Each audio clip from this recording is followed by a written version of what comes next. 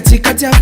tonga mizety ny fotona ndraisatsika ny fandrosona efa tsy zakany malagasy mividy piainana fianam-bahoaka tsy zarizary milamboarina tsy fangampaly mana kolikoly efa tsy zakintsony ila olo tiatanindrazagna managna vina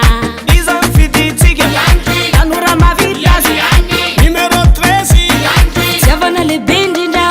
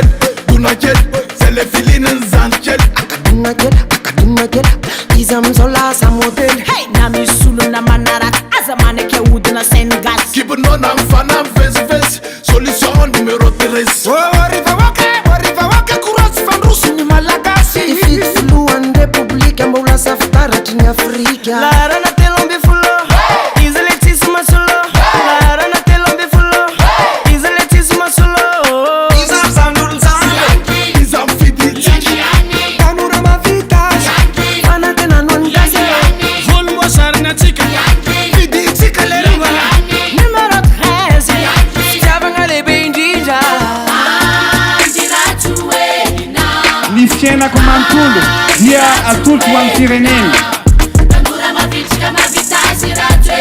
ary ataoko ny ezaka rehetra ampandrosoana any Madagasikara malalatsika